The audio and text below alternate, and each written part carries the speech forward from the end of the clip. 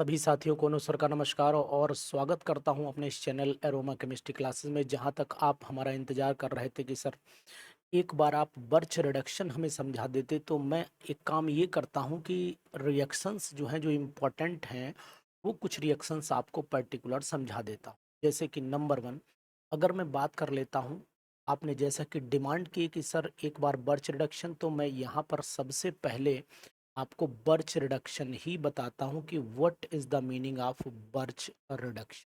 तो अब आप जरा ध्यान से सुनते रहिए कि बर्च रिडक्शन आखिरकार होता क्या है, इस रिएक्शन की मैकेनिज्म क्या है, बर्च रिडक्शन रिएक्शन की मैकेनिज्म क्या है, और बर्च रिडक्शन रिएक्शन कहाँ तक हमारे लिए इम्पोर्टेंट है, ये बात भी आपको आज समझ लेनी चाहिए। तो अगर आपको वीडियो ये अच्छी लगे और आपको लगे कि ये वीडियो हमारे लिए फ़ायदेमंद होगी, तो प्लीज़ दोस्तों को शेयर ज़रूर कर दीजिएगा और साथ ही साथ अपने दोस्तों को ये भी बता दीजिएगा कि ये बेस्ट प्लेटफॉर्म है जो आपकी हर डिमांड को भी लगभग पूरी करता है।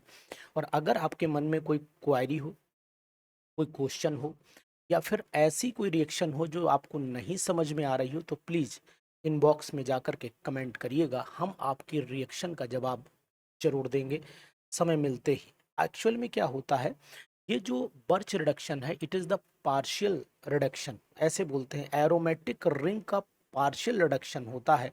इसमें करते क्या है, इसमें हम लोग लिक्विड अमोनिया, जैसे हमने लिक्विड अमोनिया लिया और उस लिक्विड अमोनिया में हम लोग मेटल डिसॉल्व करते हैं, जैसे सोडियम या पोटेशियम, लिथियम, कोई भी डिसॉल्व कर लेते हैं।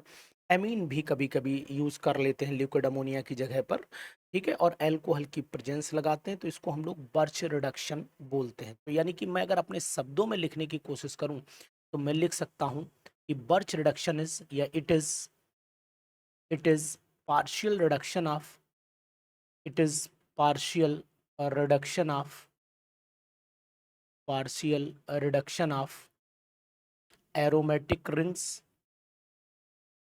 aromatic rings, ठीक है, एरोमेटिक रिंग्स का ये पार्शियल रिडक्शन माना जाता है।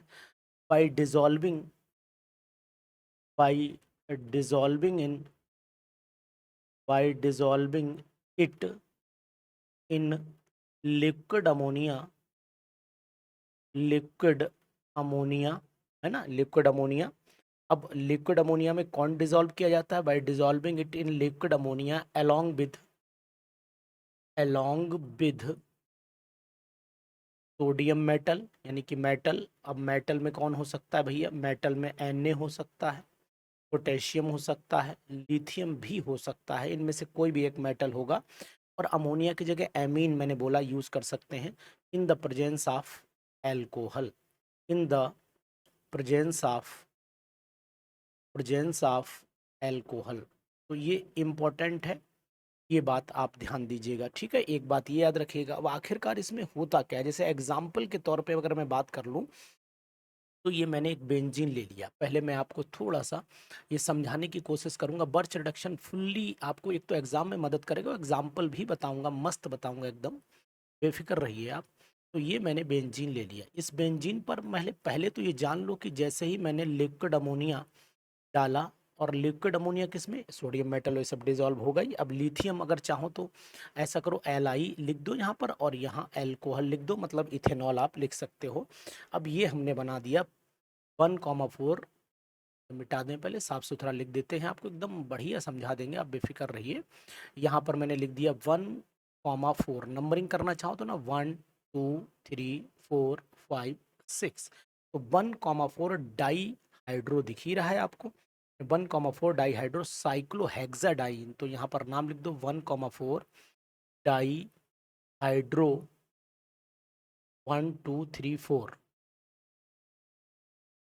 Die hydro cyclo हेक्साडाइन।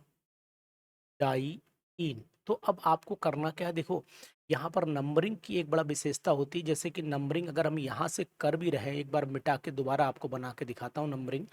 देखिए नंबरिंग हम लोग हमेशा वहीं से स्टार्ट करते हैं जहाँ से डबल बॉन्ड पास पड़ता है, लेकिन अगर हम यहाँ से भी स्टार्ट कर लें तब भी कोई दिक्कत नहीं, लेकिन 1 2 3 4 5 6 ये नंबरिंग एक बेंजीन रिंग की प्रॉपर नंबरिंग इसकी रही थी ना। देखिए 1 2 3 4 5 6। तो इस तरीके से 1,4 डाईहाइड्रो लिखना पड़ेगा हमें साइक्लोहेक्सा।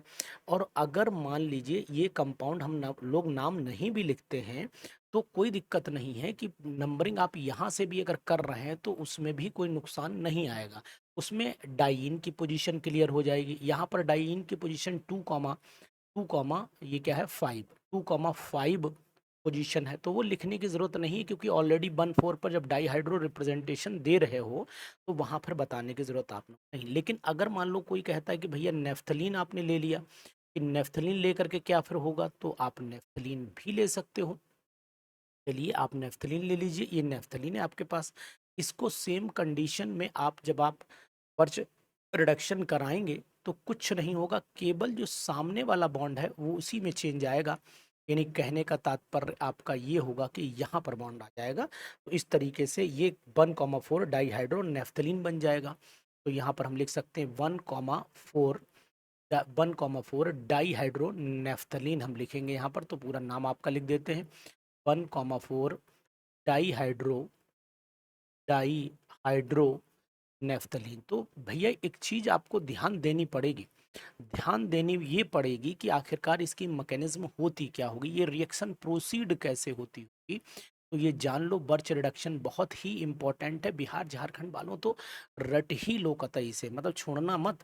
देखो कैसे शुरुआत होती होगी। ये भैया सबसे पहले हमारा बेंजीन, इस बेंजीन में मैंने पहले भी सिखाया है लेकिन फिर भी बताया दे रहा हूँ। इस बेंजीन पर जब हमारा लिथियम एक इलेक्ट्रॉन के साथ में, ये हमारा एक इलेक्ट्रॉन है, जब अटैक करेगा, जब यहाँ पर अटैक करा रहे हो तो ये बॉन्ड तो इधर शिफ्ट कर जाएगा खट से। जब इधर शिफ्ट करेगा तो फिर ये इधर निकल के आ जाएगा। यानी सिचुएशन नंबर 1 ये होगी कि लिथियम तो बेचारा Li पॉजिटिव के फॉर्म में ख़त्म हो गया और भाई उसने अपना इलेक्ट्रॉन दे दिया। अब क्या करे, दीवाना हो गया, घूम रहा है इधर उधर। यहाँ पर ये रिंग, भाई ये बॉन्ड आपका इधर आ गया और ये निकल के बाहर आ गया। जब ये निकल के बाहर आया तो यहाँ के हाइड्रोजन दिखा दो, ज़्यादा बेटर रहेगा। ये हाइड्रोजन दिखा दो, इस पे आप नेगेटिव लगा दो और यहाँ पर ये इलेक्ट्रॉन वो वाला दिखाओ जो लिथियम का इलेक्ट्रॉन था, ठीक है ना। अब यहाँ 2 इलेक्ट्रॉन, क्योंकि ये बॉन्ड निकल के आए तो ये 2 इलेक्ट्रॉन दिखाए। इनका रेजोनेंस आप बना लीजिए। अब रेजोनेंस कैसे बन सकता है वो मैं बता दे रहा हूँ, कोई दिक्कत है नहीं। अब आपने क्या काम करना है, अब आप सबसे अच्छा काम ये करिए कि इसके बाद इसका रेजोनेंस जब बनाएं तो इस बात का ख्याल रखिएगा कि बॉन्डिंग की शिफ्टिंग प्रॉपर हो जाए।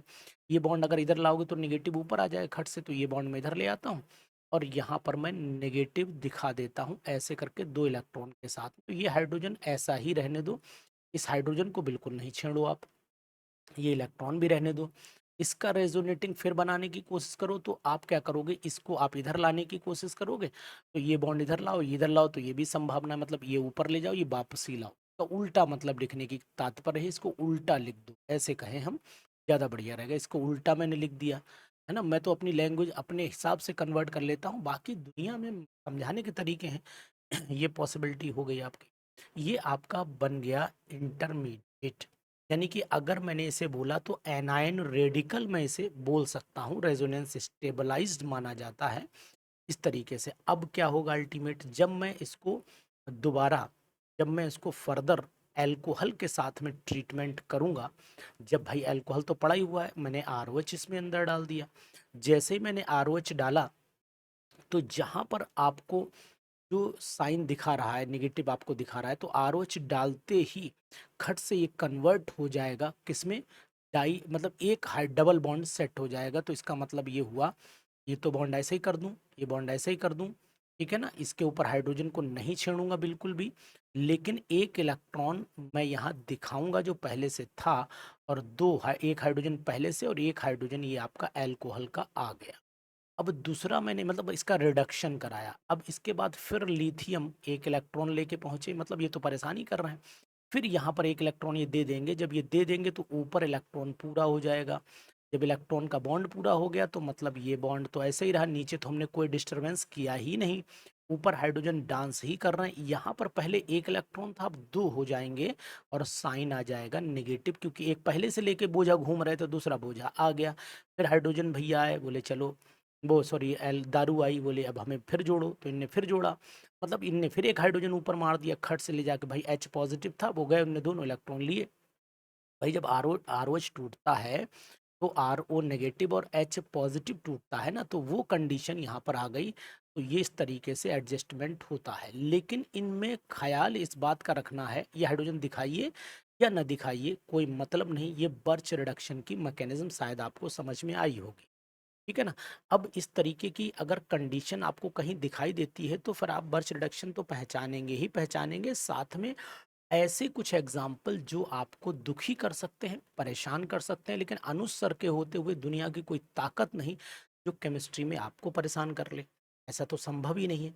अब मान लीजिए एग्जाम्पल्स आ गए, अब एग्जाम्पल में हो सकता है नसीब में आपके यही एग्जाम्पल लिखे हों और पेपर में आ जाए। तो देख लेते हैं कि मान लीजिए सपोज करता हूं कि पहला एग्जाम्पल ये लिखा है, यहाँ पर लगा है आपका OCH3। अब ये OCH3 जो है वो कैसा ग्रुप है, अगर आपको नॉलेज है तो EWG ग्रुप है, EWG ग्रुप है ये। अगर ये EWG का मतलब electron sorry electron donating group है, मतलब EDG ग्रुप है, ठीक? ये EDG ग्रुप है, इलेक्ट्रॉन डोनेटिंग ग्रुप आप इसे बता सकते हो।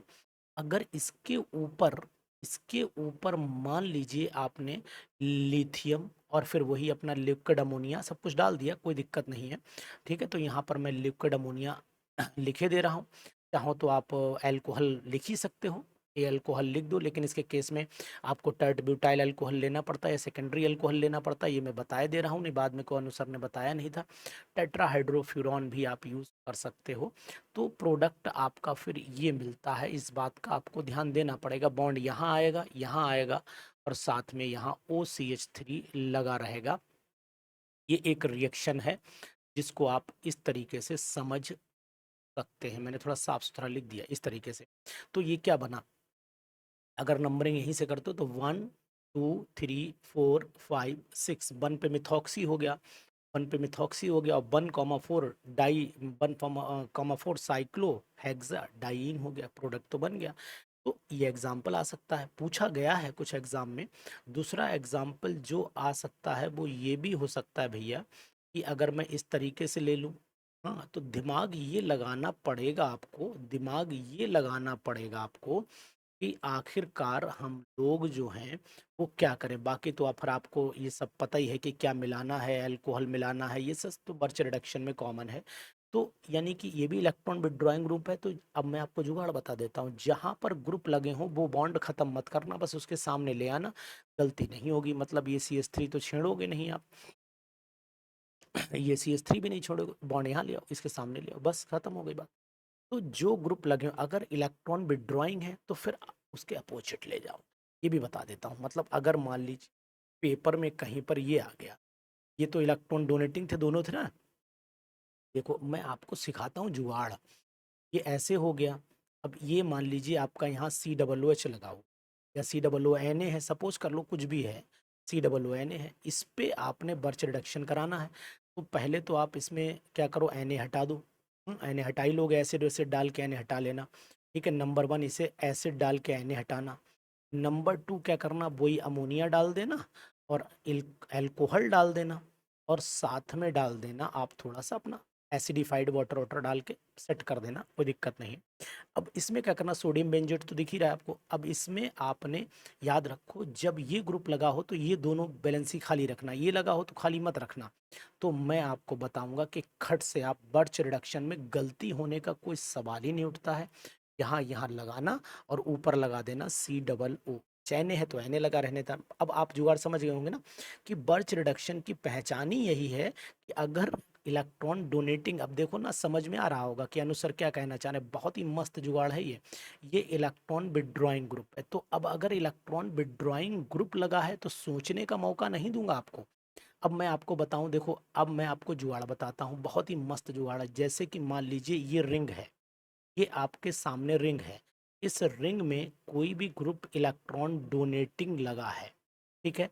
तो बर्च रिडक्शन के टाइम पर क्या होगा वो मैं आपको बता देता हूँ। बर्च रिडक्शन जब कराओगे तो इस ग्रुप पर बॉन्ड आना चाहिए, इस ग्रुप पर बॉन्ड आना चाहिए। अब चाहे प्रोडक्ट तुम ये EDG लिखो और चाहे ये बना दो, ठीक, और या फिर प्रोडक्ट आप ये बना दो, दोनों प्रोडक्ट राइट जाएंगे। अनुसर की बात को जुगाड़ समझ लो, सुंदर सी ट्रिक है, कोई दिक्कत, ये दोनों सही, कोई दिक्कत नहीं आएगी आपके सामने। एक बात आप समझ लो। दूसरी बात आपको मैं बता देता हूं, अगर मान लीजिए इलेक्ट्रॉन विड्रॉइंग ग्रुप कहीं पर लगा हुआ है, कहीं पर भी इलेक्ट्रॉन विड्रॉइंग जब आए तो उस पोजीशन पर मत लगाना, छोड़ देना, है ना। इलेक्ट्रॉन विड्रॉइंग ग्रुप लगा हो तो फिर वो पोजीशन छोड़ देना जिस पोजीशन पर वो ग्रुप लगा है। अब ग्रुप कहाँ लगा है? अब ग्रुप आपका लगा है EW यहाँ पर, तो यही दो पोजीशन छोड़ देनी जो मैं कट कर रहा हूँ, इसके बाद फिर यही दो बचती ही है। तो सिंपल सी बात यह है कि है ना बहुत सुंदर जुगाड़। तो अनुज सर के साथ आप रहोगे, अनुज सर के साथ केमिस्ट्री पढ़ोगे, तो मैं आपको केमिस्ट्री तो सिखाऊंगा ही सिखाऊंगा, लेकिन एक बात और सिखाऊंगा जिसका नाम है कि क्वेश्चन स्पीड आपको और बताऊंगा कि आखिरकार क्वेश्चन की स्पीड कैसे आती है। तो ये थी बर्च रिडक्शन, और आपकी डिमांड थी कि सर हमें मानिक रिएक्शन थोड़ा और बता देते, तो मैं आपको अगली वीडियो में मानिक रिएक्शन भी बताऊंगा। लेकिन उससे पहले ये डिमांड जरूर करूंगा आपसे, ये बताइएगा क्या क्या ये ट्रिक आपको मदद करेगी, क्या ये एग्जाम में जल्दी से जल्दी मतलब जो आपके ऑप्शंस हैं उनको क्लिक करने पे मदद करेगी?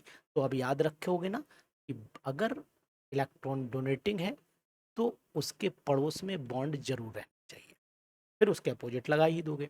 और अगर मान लीजिए आपने इलेक्ट्रॉन विड्रॉइंग लग गया, डोनेटिंग लगा तो पड़ोस में लगना है, इलेक्ट्रॉन विड्रॉइंग लग गया फिर वहां पर नहीं लगाना है, यहाँ।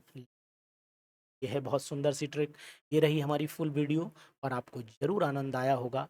आज के बाद नहीं भूलोगे कि मानिक रिएक्शन कैसे सॉल्व कर। यह है मानिक रिएक्शन की धांसू। Thank you, bye bye, take care.